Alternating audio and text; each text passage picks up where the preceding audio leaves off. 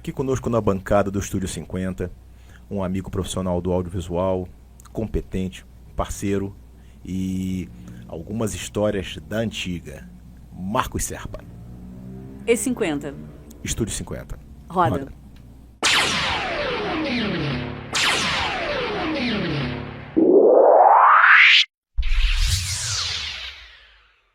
E50 hoje recebendo Marcos Serpa. Marcos, você gosta de ser intitulado como? Jornalista, escritor?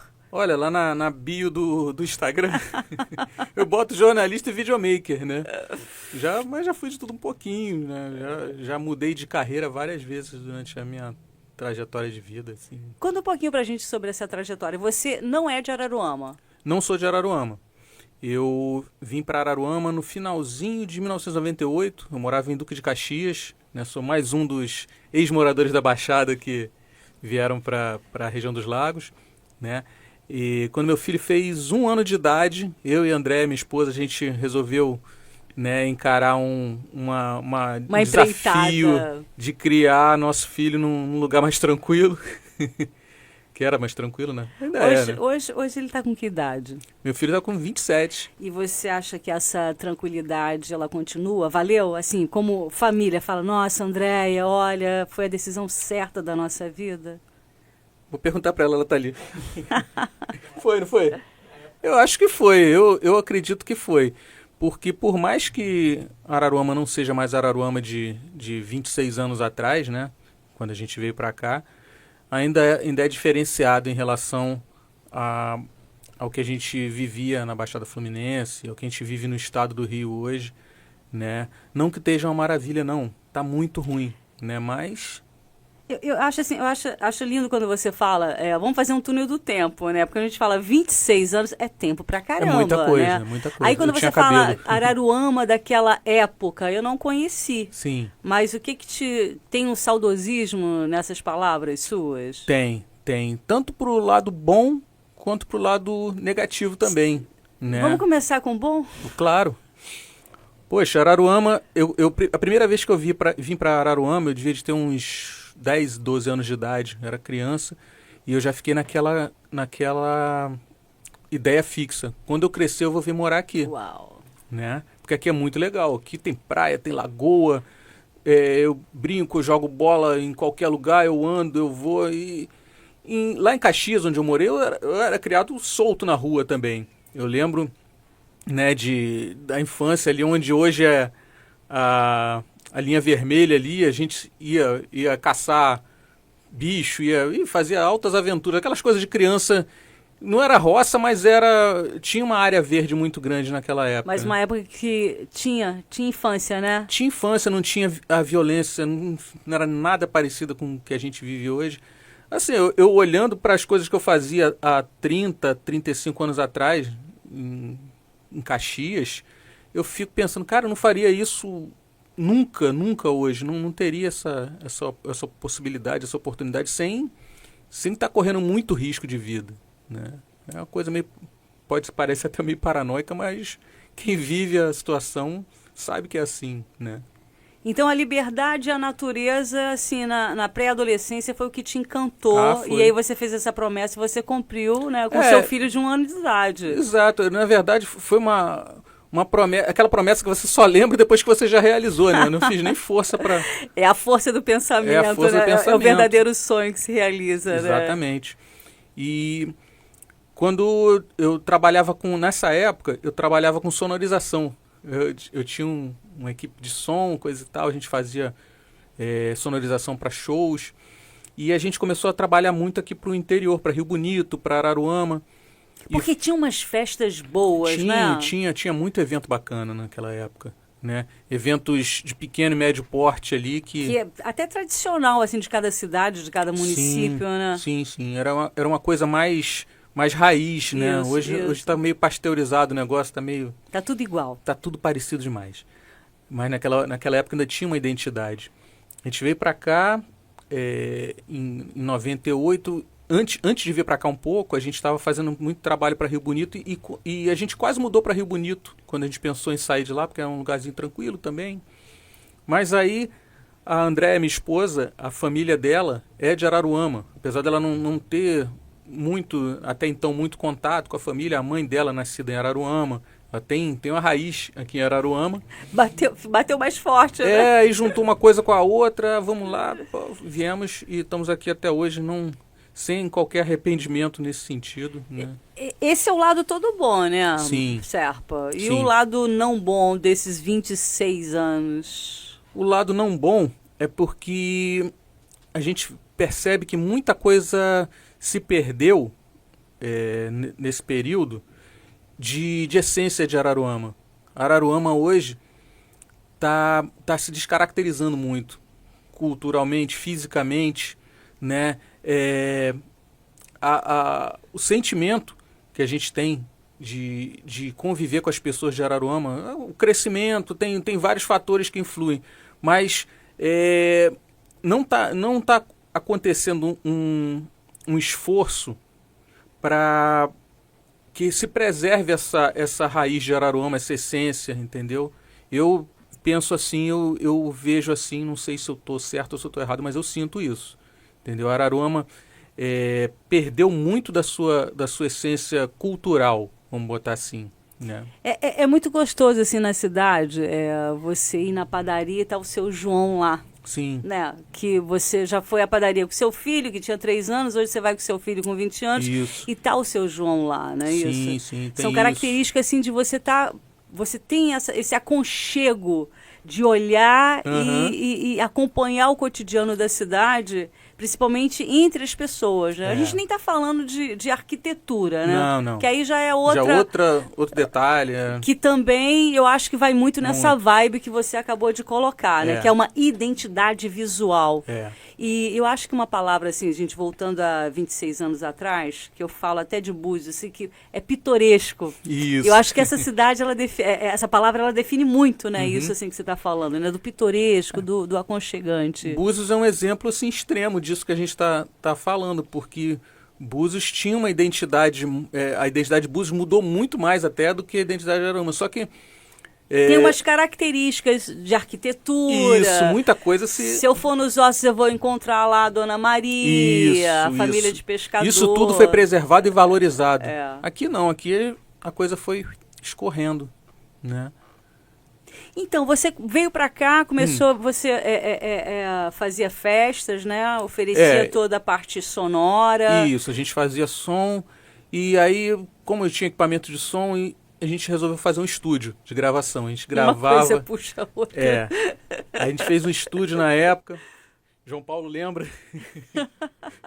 Era nosso cliente lá também. Eu lembro de vez em quando... O João foi cliente? Foi, mas já era época de vídeo, né, João? Eu lembro que tem alguns episódios, não só do vídeo, mas também do áudio. Assim, eu tinha um material, aliás, alguns materiais que eu prezo muito por essa coisa de memória, de cultura, principalmente cultura de família, etc. Amigos. Então, começou com alguns materiais que vinham se acumulando da minha época de faculdade, 1900 Guaraná de rolha. Eu peguei, caramba, como é que será que eu vou conseguir salvar esse... Era um VHS que veio assim pouco depois do Betamax, um negócio bem arcaico, bem antigo. Mãe. E aí descobri que nosso amigo Marcos Serpa dispunha de expertise e estrutura material para fazer a conversão na época para algo assim de ficção científica. Converto para DVD. Nossa, cara, deve ser muito sensacional pegar esse material, colocar para DVD. Aí, lembro que fiz contato com os colegas da turma e a gente estava formado de pouco tempo, isso é papo de 99, 2000, a gente tinha o quê? 5 anos tempo pra caramba, 4, 5 anos de formado. Eu falei, galera, é o seguinte, temos possibilidade de resgatar esse material. É mesmo? Aí, Marco, vamos lá. Aí, isso resolvido, quando eu cheguei lá com com esse material, episódios, primeiro churrasco, primeiro isso, primeiro aquilo. E pô, a minha primeira graduação foi em educação física, ou seja, só tinha comédia. Tinha umas figuras assim muito emblemáticas, uns artistas natos, outros não só natos, porém profissionais. E cara, assim, é magnífico quando eu de vez em quando assisto, porque eu tenho esse... Aí já digitalizei, já botei nas nuvens da vida e tenho a mídia original ainda do DVD. Que também é difícil da gente conservar, né? Marcos sabe disso. A conservação dessas mídias é complicada. Mas tenho. E, cara, que barato. Aí depois, logo resolvi fazer a conversão do meu casamento no religioso e tal. Virou um cliente. Virei cliente. Cliente de fidelidade. Não, mas aí é o apegado, né, à história, né? Isso. Sim, é a mesma... Se não existissem esses... O João... Qual o plural de João? Joões. Os Joões da vida, né? Quase que não sai aqui. Se não existissem os Joões da vida, o que seria da história? É verdade. Mas o jornalismo, porque foi passo a passo. Som, estúdio, veio toda essa transformação audiovisual também, né? Sim. Da tecnologia, esse avanço. Antes do jornalismo, hoje eu, né, me considero mais jornalista do que técnico, do que isso, que aquilo. Mas antes disso, quando eu tinha 18 anos, eu entrei na faculdade de jornalismo. Comecei a cursar lá na Pinheiro Guimarães, lá no Catete. Fiz uns 3 períodos até a época do Plano Collor, né? Nossa. Aí não, abandonei. Mas o sonho, assim, era... Continuou, né? Tava no coração. A promessa era morar em Araruama, da infância era morar em Araruama e ser jornalista desde pequenininho. Na verdade, eu queria ser jornaleiro quando era criança. Para poder ler revista, jornal, gibi, tudo de graça. Ter acesso àquilo ali, né? Você sempre teve paixão pela leitura? Sempre gostei muito. Uma coisa, quando você gosta muito de ler, né? Natural você queria também expressar, né? Ler e escrever, assim, sempre foi uma coisa que eu gostei muito. Eu acho que eu lembro uma vez que você falou assim, eu me tornei jornalista velho, já velho. É porque, na verdade, eu cheguei a atuar como jornalista nessa época, nessa primeira ida à faculdade. Aí depois larguei, chutei o balde, fui para a área do som, virei músico, dinheiro, fui né? trabalhar, fui ganhar dinheiro. E uma vez um amigo ligou, Marcos, olha, vai abrir, sabia do meu sonho de voltar para a faculdade, para cursar o jornalismo de novo. Vai abrir o curso de jornalismo na Veiga de Almeida. Eu falei, Tô dentro, vamos embora. Aí... porque em Araruama, já na calmaria já tava. Filho já também, né? Mas não, na época, meu filho era pequeno. Quando eu voltei para a faculdade, eu tava com 30... foi assim, quando eu fiz 38 anos, eu voltei para a faculdade. Meu filho acho que tinha 10 anos. E, na verdade, não era o momento... Era o pior momento do mundo para eu voltar para a faculdade, era aquele, né? Mas foi um ano que eu não sabia dirigir. Eu aprendi a dirigir, eu voltei para a faculdade. Foi um monte de coisa que aconteceu. E foi positivo em tudo, então, certo? Foi positivo em tudo. Voltei a tocar. Te tirou da zona de conforto música. Total, né? Foi um... André que o diga. Com certeza. Foi uma revolução naquele ano. Aí, acho que foi 2007 que eu voltei, né? Aí voltei para a faculdade, estudei até 2010, terminei, comecei a fazer... E aquele negócio, eu nunca usei meu diploma para nada. Eu nunca tirei meu diploma de dentro do canudo, só para olhar, para ver se meu nome estava certo. Eu nunca usei meu diploma para nada. Eu comecei até porque jornalismo é uma área de trabalho muito peculiar, muito restrita. Ainda mais com toda a mudança hoje da comunicação, né? Sim, eu peguei o comecinho dessa grande transição aí, né? E foi complicado por um lado, mas foi muito bom. Como experiência foi muito bom. Assim que eu terminei, meu sonho era trabalhar com impresso, né? Jornal de papel, que era minha paixão mesmo, era o jornalismo impresso. Foi uma coisa que acabou, né? Jornalismo impresso... É apaixonante, né? Apaixonante. É apaixonante. Eu já tive algumas passagens, né, no impresso, lá na primeira vez no jornalismo. Na segunda vez, fiz estágio, estagiei lá em Búzios, lá no Peru Molhado, saudoso Grande Peru Molhado, né? Que era um Marcelo Lartigue. Marcelo Lartigue, que era genial. E assim, eu adorava aquele clima, ainda mais naquele contexto ali e tudo. E quando eu vi que eu estava formado, que eu queria trabalhar no jornalismo, que eu não ia arrumar emprego no jornalismo impresso, né? Porque não tinha espaço, o jornalismo impresso estava encolhendo. O que eu fiz? Eu vou montar nosso próprio jornal, vamos fazer um jornal.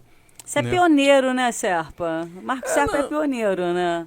No jornal não, no jornalismo impresso. Não, mas eu digo assim, na vida, com relação dos sonhos, de como realizar esses sonhos. Né? Um projeto que foi pioneiro, que a gente realizou, foi o Araru TV, a Web TV, né? Que a gente fez em 2008.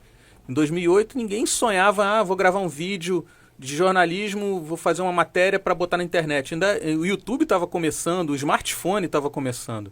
Eu tive a ideia de fazer Araru TV assistindo uma aula onde o professor estava mostrando o Steve Jobs, passando o vídeo do Steve Jobs apresentando o iPhone. Até quanto tempo que teve a Araru, assim? Foi em que ano que você fez? A gente fez em 2008. Ela foi até?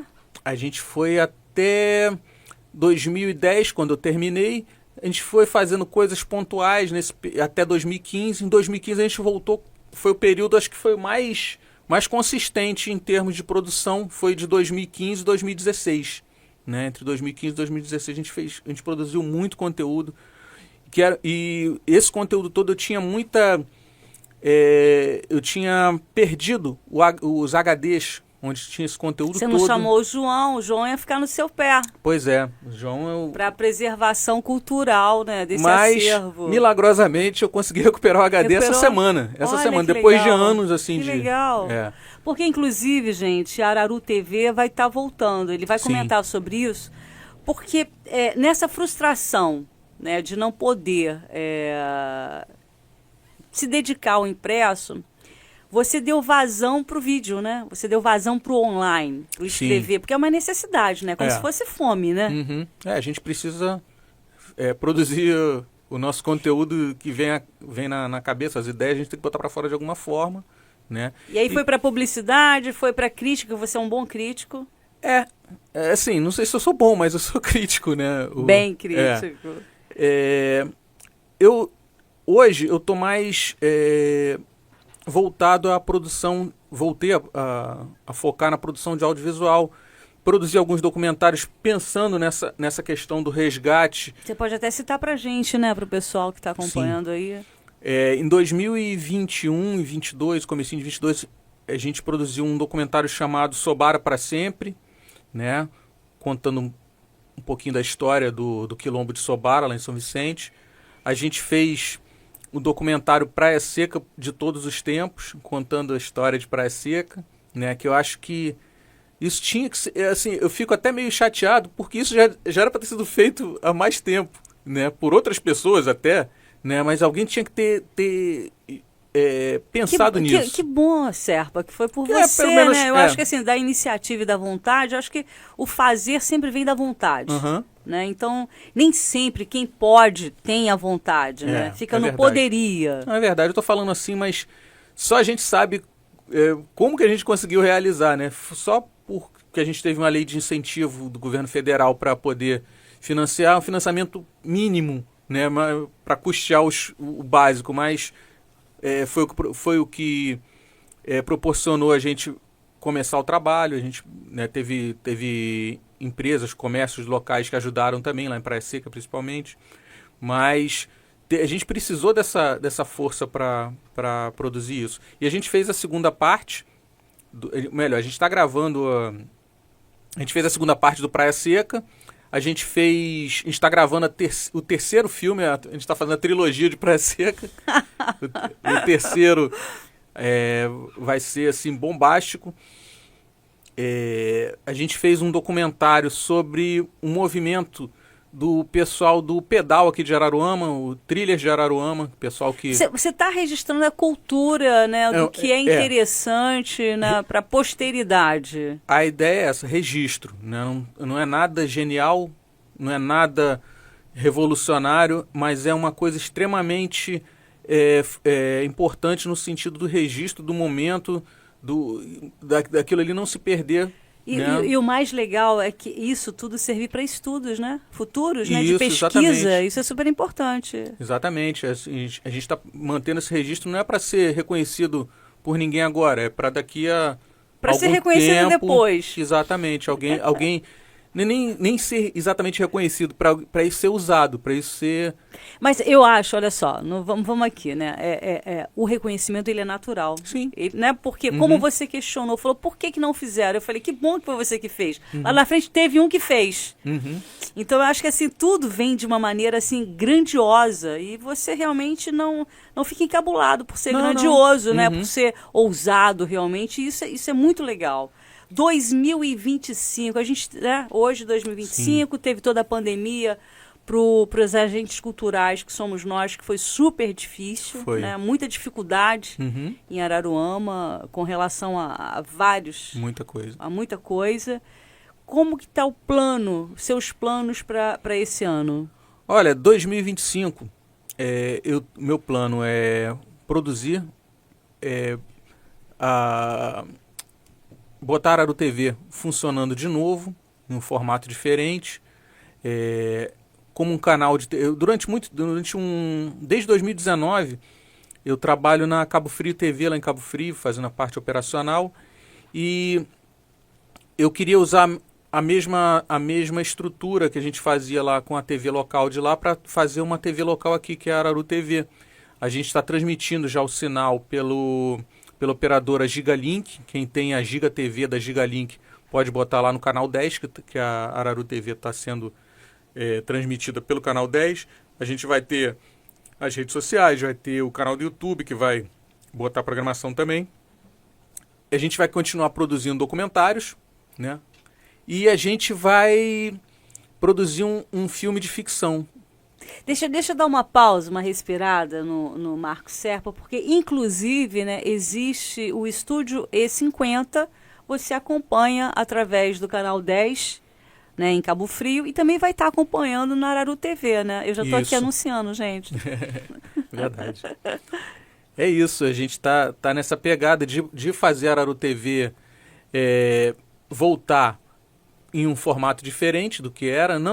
A ideia não é fazer aquela coisa de, tipo na época, no auge da Araru TV, a gente fazia hard news mesmo, era um programa de estúdio semanal, com um chroma key, com reportagem de rua, com uma estrutura bem bacana. A gente tinha uma equipe muito boa. Graças a Deus, hoje em dia está todo mundo muito bem encaminhado, estão na Globo, outros estão em outras empresas. Poxa, são as meninas sensacionais que trabalharam com a gente, que legal, né? Fizeram a Araru TV. E a gente vai refazer essa equipe, a gente vai remontar essa estrutura, a gente, né, vai trabalhar em cima disso para poder manter uma programação constante, interessante e voltada a esse registro, esse resgate, manter Araruama viva, não só nas ruas como nas telas, né? Eu acho assim, eu sou uma defensora do agir localmente, né, e pensar globalmente. Isso aí. E eu acredito hoje, para a gente que é da comunicação, né, a gente está a vida toda nisso, tem a história nisso, a gente, com essas possibilidades hoje que você tem de levar a notícia, porque também, hoje, aonde estão as notícias? Né? Eu fico passada, porque hoje você vai ler um jornal online e o jornal está falando que o fulano publicou no Instagram isso. Eu falo, gente, isso é matéria. Eu quero matéria, eu quero notícia. Eu não tenho nenhum tesão hoje de ler jornal nenhum. Não. Porque não tem notícia. Está falando da vida, né, dos influencers, dos atores e as coisas. Ficou num contexto geral, né? Virou, não chamaria de amadorismo. Também não Mas sei definir. É um jornalismo preguiçoso que não precisa ser jornalista. Não, é um jornalismo que não faz questão nenhuma de ser feito como jornalista. Né?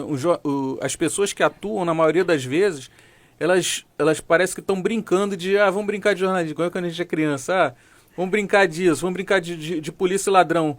Você não vai fazer o curso de treinamento da polícia para brincar de polícia e ladrão. Olha só, você que é apaixonado nas letras, você que tem paixão de escrever, você para ver um jornal online, que foram grandes jornais no passado, não é isso, João? E você fala, gente, eu fico espremendo. Eu passo, cadê? É difícil. É uma desinformação, porque hoje a informação ela está na pessoa do que faz, do que come, do que é. Né? Não tem, você tem que procurar muito. Mas ó, eu acredito que o jornalista, ele pode sim, ele independe de diploma, independe de prática acadêmica, mas ele depende muito de esforço em aprender a tentar fazer as coisas certas, né? Eu acho que você não precisa ser diplomado para você ser jornalista. Tanto que eu nunca usei meu diploma para nada, absolutamente nada. E ninguém, hoje em dia, qualquer um pode ser jornalista a partir do momento que acorde, resolva ser jornalista e corra atrás de uma forma de tirar um registro profissional. Existem essas possibilidades. Né? O jornalismo hoje ele não depende de diploma, né? O diploma de jornalismo... Até deixando, eu não estou criticando, eu estou falando que, por exemplo, ler uma informação é bom pra caramba, né? Sim. E é a mesma coisa um livro que te enriquece em termos de notícia, né? Aonde, como, porquê. Só que o aonde, como, porquê, quem ficou aprisionado somente na vida das pessoas. É como se a vida das pessoas, o que elas fazem, o que elas estão fazendo, fosse mais importante do que a informação. Exatamente. Entendeu? Não estou assim criticando. É o culto à personalidade, aquela coisa. Hoje você só vê isso. Praticamente você só vê isso. Então isso assim eu acho que é uma sabe? Como é que é? É tipo isso mesmo. É isso mesmo. Né? Aí, oi João, fala, entra aí. Então vamos lá. Vocês começaram a falar, o Marco falou da mídia impressa, saudade daquele jornal impresso. Eu também, assim, eu tive um tempo onde eu queria estudar comunicação, porque tinha a coisa da comunicação com a vertente para atuar dentro do jornalismo, ou seja, mídia impressa, ou mídia de áudio, rádio, etc. Até mesmo o audiovisual, televisivo. Entretanto, a estrutura era um pouco mais fechada do que é hoje. E, assim, eu lembro que década de 80, eu tinha o hábito de, sempre que sobrava um troquinho, eu curtia o Jornal do Brasil de domingo e de sexta-feira. Fantástico. Era fantástico. Porque tinha ali um material que era próprio do Jornal do Brasil, publicado nesses dias, ou seja, aquela coisa da regularidade. Hoje a gente tem o algoritmo, mas eu sabia que sexta e domingo eu encontraria dentro do corpo daquele material impresso o que eu estava buscando em termos de informação. E a qualidade do Jornal do Brasil era altíssima, era diferenciada. A respeitabilidade do Jornal do Brasil, do material humano do Jornal do Brasil, da qualidade de impressão, era realmente algo muito, muito top. E eu curti aquilo e havia, digamos assim, aquela coisa, não, ele lê o Jornal do Brasil, porque o Jornal do Brasil tinha uma pegada que era diferente do jornal O Globo, que era diferente do jornal O Dia, e depois veio o Extra veio bem, bem depois. Mas esses três, assim... O Jornal do Brasil já era carteirada, né? Se você era leitor do Jornal do Brasil, você já dava uma carteirada já, assim. Leitor profissional. Isso. A informação que provinha dali, ela vinha sem muito didatismo. Era algo mais complexo e eu tinha que ralar na pedra para poder alcançar aquelas opiniões, aqueles pensamentos, e eu achava legal aquilo. O Globo fazia uma linha mais povão sofisticado. Zona Sul. Isso, Zona Sul, etc. E o Dia era o Dia. Era Baixada. Pois bem, e a coisa da informação da mídia impressa naquela época, ela não sei se limitava ou respeitava aquele alinhamento do material. Porque hoje, por exemplo, assim, a informação ela vem ou surge muitas vezes de uma faísca de uma nuvem densa de desinformação. Então, criar foco dentro dessa coisa de a Leila, poxa, eu não consigo mais, não tenho mais acesso a notícias, vem só coisas fulano que segundo Beltrano, quer dizer, a gente se apercebe numa tempestade, não disse-me disse, não sei, que para umas coisas é interessante, porque vez por outra não deixa a situação cambar, talvez por uma... Como é que a gente... uma tendência nociva, porque a apuração acontece quase que automaticamente. Mas, por outro lado, se a gente não tiver foco... Não, olha só, vamos por aqui, porque essa informação precisa precipitar a construção, a cocriação de um determinado conhecimento que para essa comunidade, que para essa sociedade, que para esse indivíduo é importante. E eu acho que nós estamos sim. Estamos mais velhos, João. Vivendo um período de transição onde essa coisa de estar mais velho, ora facilita, ora complica. Às vezes mais complica do que facilita. Mas enfim, Marco, para você hoje, bancar talvez algo mais próximo daquela mídia impressa, porque dá um saudosismo também. Com certeza. Você, de repente... estaria disposto a contextualizar isso de alguma maneira, mesmo sabendo que nós teríamos que ajustar? Porque eu vejo assim, esse período de transição pelo qual nós estamos passando ainda nos permite isso, porque eu acredito que daqui a 20 anos, meu amigo, até nós vamos virar memória. Deixa eu pegar a tua deixa ali antes de você responder, até para reforçar. Eu acho que o resgate, ele sempre vai existir. Os sobreviventes, eles sempre existirão, entendeu? Eu, por exemplo, assim, a gente fala muito de rádio. Eu não teria nenhum problema de trabalhar numa radionovela. Eu acharia o máximo, né? Anos 50, anos 60. Mas é a mesma coisa hoje. O pessoal foi para a cidade, para a metrópole, e está voltando para a roça. É a mesma coisa, ninguém tem paciência de assistir o Estúdio 50 direto. Mas se a gente ficar nessa, vai diminuir o tempo cada vez mais. Daqui a pouquinho não vai ter nem mais vídeo. Holograma. Algo desse tipo, né? Então, assim, João, eu acho que você deu um exemplo até, que você conheceu o Marcos decupando coisas que você não queria perder. Então já falou tudo. Essa semana, né, eu achei, de 2010 a 2018, a gente lançou esporadicamente, em alguns períodos, o jornal O Carapeba, que era um jornal impresso, um jornal com uma pegada mais irônica, tinha muito humor, era um jornalismo sarcástico, né? Eu acredito que, assim, e era um jornal que eu sei que tinha muita gente que era fã, tinha muita gente bacana participando do jornal também. Não posso deixar de registrar alguns que eu sei que eu vou esquecer alguns, mas enfim, minha memória todo mundo sabe que não é das melhores, mas seu Léo Anelli, jornalista, Carlos Ney, que legal, assim, poxa, que são jornalistas da antiga, assim, que gostam de escrever, assim, né? Eu aprendi muito trabalhando com eles, né? O Carlos até para fazer uma visita pra gente aqui, ele não está morando mais em Araruama. E esse período que a gente desenvolveu o jornal Carapeba foi, assim, a melhor escola que eu tive pós estudo acadêmico para poder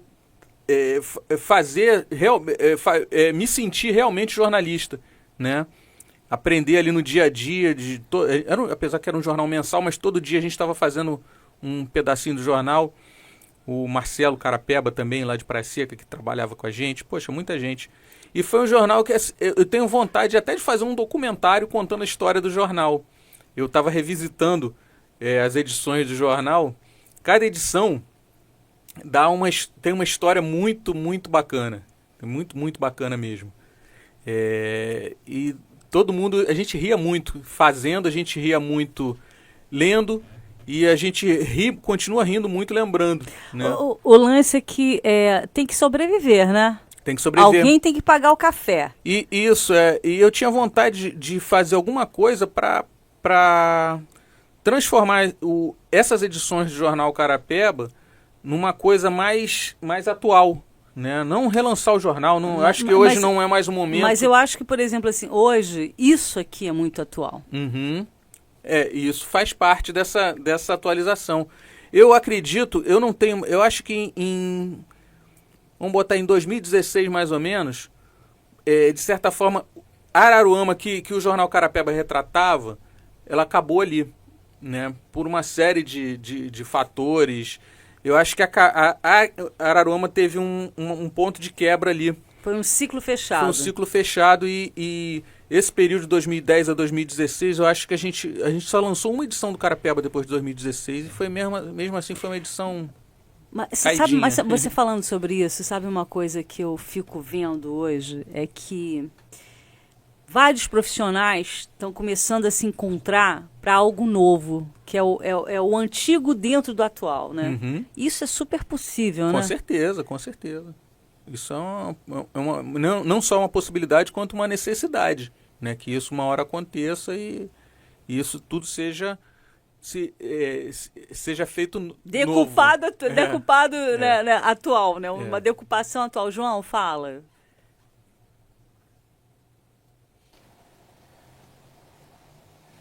Bem,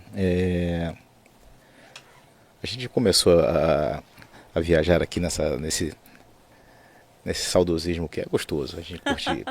E seria muito, assim, seria difícil, seria pesado, via poder público, a gente pleitear um mínimo indispensável de trabalho e respeito acerca da memória de Araruama, do cidadão araruamense, do artista araruamense. Porque, assim, tivemos alguns momentos, fizemos algumas tentativas. Confesso que, a minha opinião, a opinião do João, aqui é complicado em Araruama. Será que é isso mesmo? Ou eu tô... Não, João, não é bem assim. A gente, talvez, se você precise rever os seus conceitos. Acredito que no momento atual a gente, via poder público, sensibilize e faça com que ele realmente respeite a cultura, porque cultura é isso. Também. A cultura é a memória, é o respeito à memória, é a preservação dessa memória, é a valorização do indivíduo através dessa memória e a transversalidade dessa memória no dia a dia, ela cria a identidade do indivíduo, da sociedade, de uma região, enfim. É muito difícil. Ou eu estou, sei lá, estou delirando. Olha, João, deixa eu te dar um testemunho aqui em relação ao que você falou que me veio à cabeça na hora.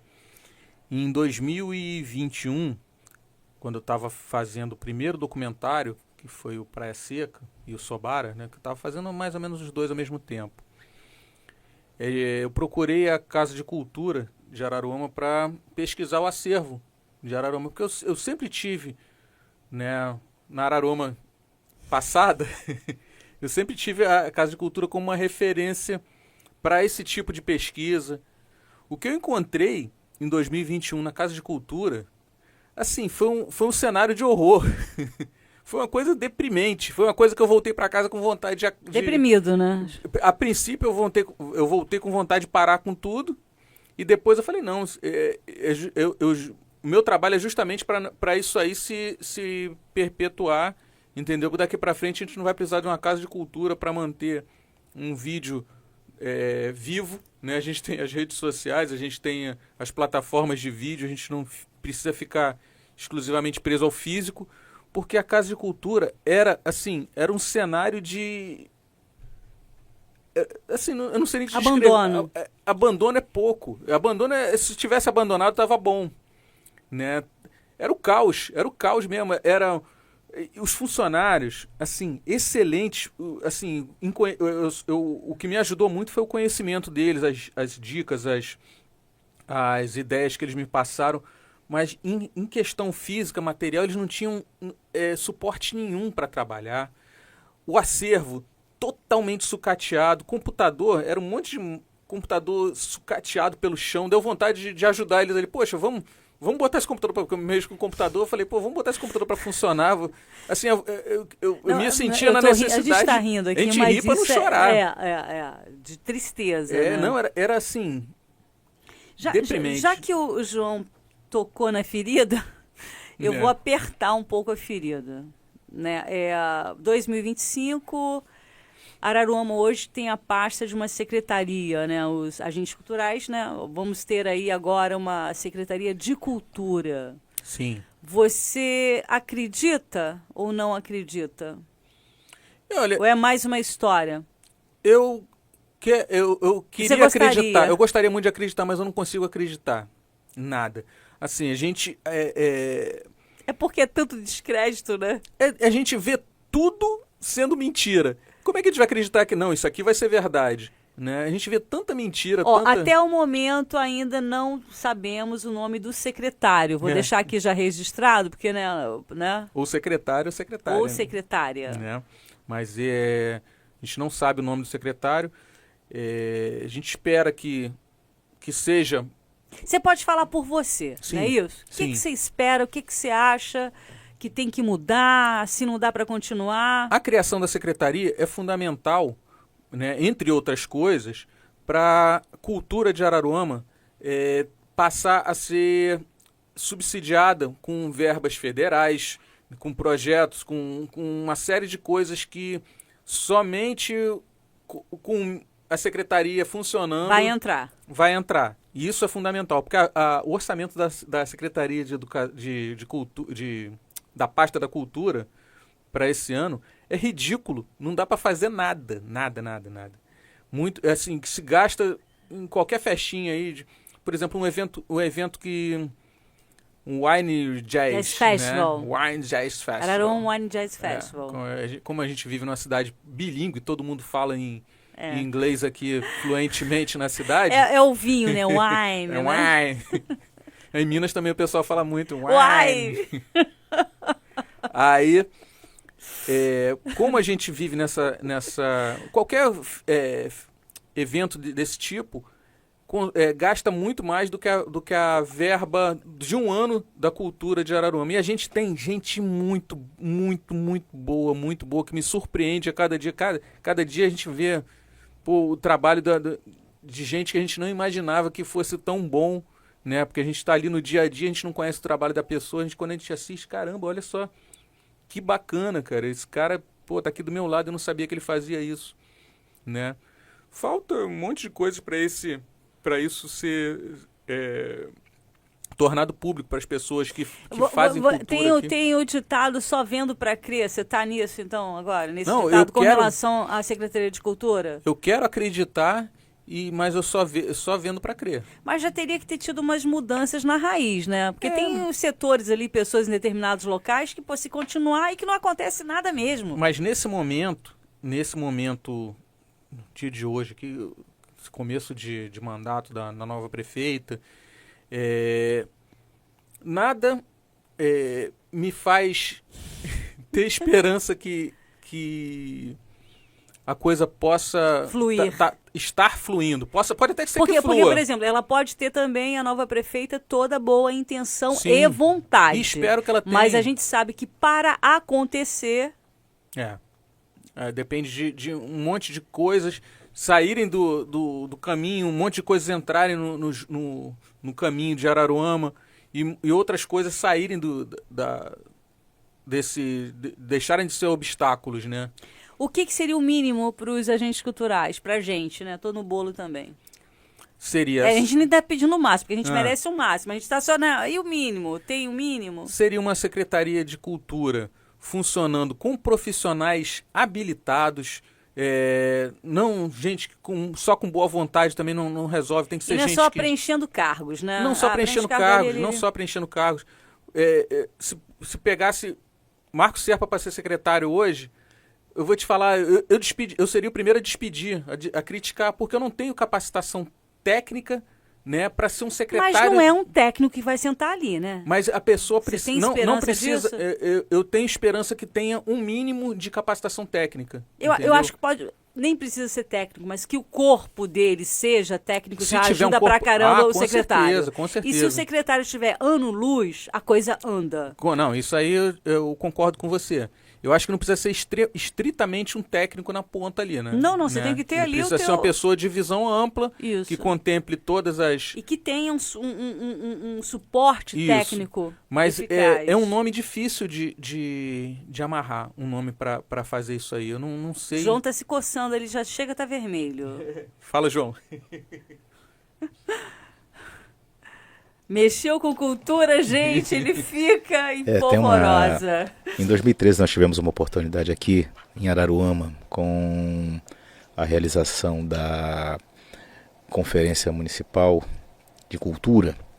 À época havia a Secretaria de Cultura devidamente autônoma, enfim, nós precipitamos já desde 2011, já contei essa história aqui algumas vezes, a consolidação do então CPF. Araruama figurou durante o período como única cidade da região dos Lagos e Costa do Sol, uma das 92 de todo o estado do Rio de Janeiro que dispunham desse CPF, da Secretaria com Autonomia, do Conselho funcionando, enfim.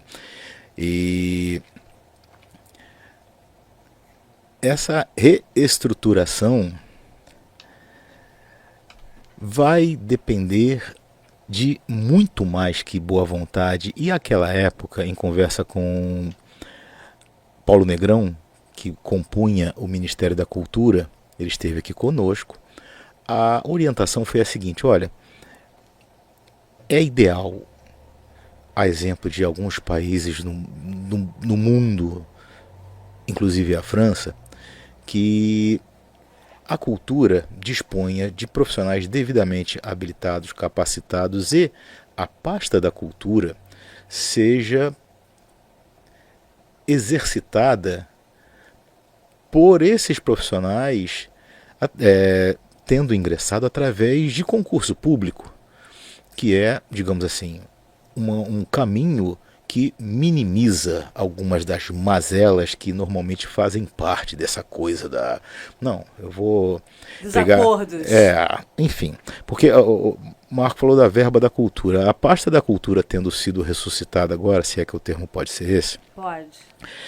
Ela dispõe de recurso zero, porque ela não entrou na lei do projeto plurianual que aconteceu no final do ano passado para a previsão das verbas para as pastas esse ano. Ou seja, já começa com verba zero, com uma responsabilidade imensa, que é trazer, concentrar, operacionalizar os recursos federais que estão chegando, Aldir Blanc, Paulo Gustavo, porque eu acho que, assim, eu acho uma vergonha Araruama ter devolvido aquele montante de dinheiro com alguns artistas passando sufoco, que passaram, os projetos sendo indeferidos por motivos os quais até hoje a gente não sabe o porquê, não fazem sentido, e o dinheiro voltando para Brasília.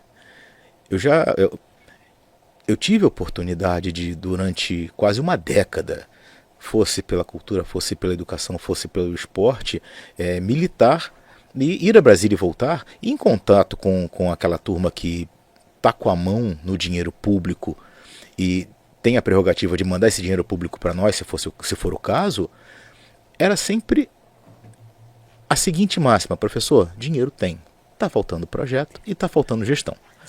Dinheiro tem, está faltando projeto, está faltando gestão. Eu falei, meu Deus do céu, se o dinheiro está aí, a gente está fazendo os projetos, cadê a gestão que não se move? E aí, depende muito mais realmente do que de boa vontade, porque às vezes acontece que, como é que é? Tem um ditado que diz que de boa intenção Tá cheio. tá cheio. Falando em tá cheio, você também foi né? Teve aquela lentidão, aquela confusão toda com relação às leis e de projetos, inclusive até que o João estava comentando, de coisas que não foram, né? Não foi, não vai, volta, falta isso, falta aquilo outro. Uma desinformação total, né? Você fala em relação às leis de incentivo que... No município, a realidade do que aconteceu sim. com alguns agentes culturais aqui, né? O que... Gente, a gente está voltando nesse assunto porque tem que voltar no assunto. A subsecretaria passava muito por isso. Às vezes tinha até boa vontade, às vezes tinha necessidade de mostrar serviço, mas às vezes não tinha um corpo técnico que avalizasse essa boa vontade toda. E isso, assim, não tem como você fazer um bom trabalho se você não é da área, entendeu? Ou você dá um passo para trás, não, vou botar alguém para fazer aqui, vou fazer só a parte que eu consigo fazer bem, entendeu? É difícil. Não tinha gente habilitada o suficiente para poder fazer a coisa fluir, como não tem ainda. Vamos ver se acontece, né? A gente está quase chegando já no final, Marcos Serpa. Eu queria que você deixasse uma mensagem para os novos tempos. Olha, depois de falar... Tá de saia justa, ficou de saia justa, de calça justa, saia calça sou justa, eu. Pois é.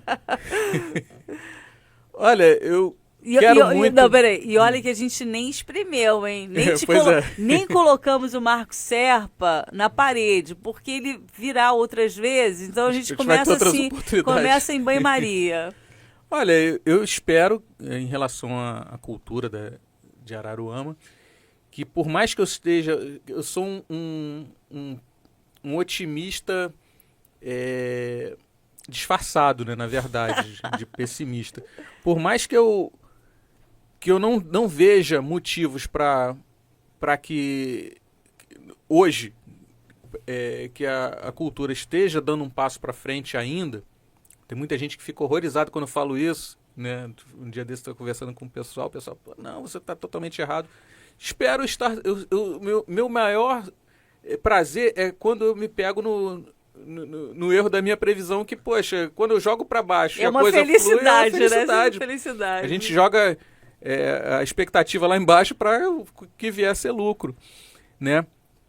Eu acho que a Araruama hoje tem muitos problemas mesmo. Não só na área de cultura.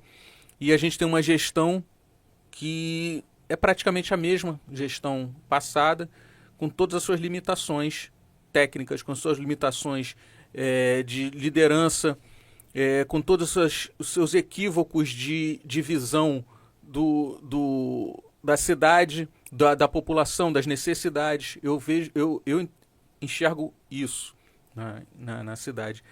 Mas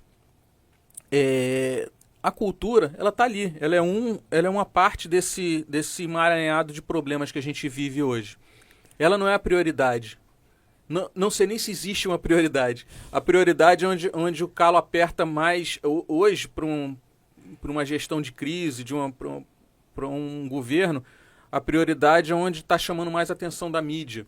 Infelizmente é isso. Ou então que tá... Aonde não existe mais o jornalismo. Olha só que doideira, né? Que doideira, né? Que doideira. O jornalismo é esporádico, né?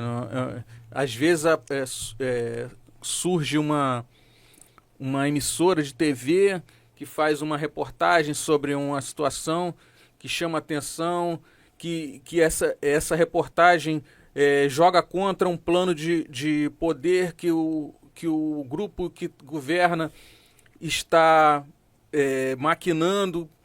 E a cultura hoje ela não faz parte dessa ela é uma coisa muito mais subjetiva na visão da população em geral. Apesar da importância enorme que ela tem de base, as pessoas não na maioria das vezes não conseguem interpretar isso, né? Fala que não sei o que, tem gente que fala tá dando dinheiro para cultura, para fazer filminho, para fazer, sabe? Marcos Serpa, estourou nosso tempo. Você quer falar ainda, João, para encerrar? Porque o João ali ficou empolgado. Vai, João? Ele vai. Vai, João. Bem, eu gostaria muito de agradecer ao nosso amigo Marcos Serpa, colega, amigo, parceiro de militância. A luta é grande, mas estamos acá. Isso aí. E torçamos para que, muito brevemente, tenhamos mais arquivos de significância para que você possa reestruturar numa mídia e a gente possa alinhar com todos aqueles que nos assistem, por exemplo, via Araruco TV, via YouTube, e vamos juntos. Gratidão, meu querido. Eu que te agradeço, agradeço você, Leila. Até a próxima E50. Nesse episódio, um grande jornalista, né, com tantas histórias, Marcos Serpa. Pois é, algumas histórias, inclusive, que eu tive a oportunidade de participar. Que barato. Valeu, Marcos. E50. Estúdio 50. Até o próximo.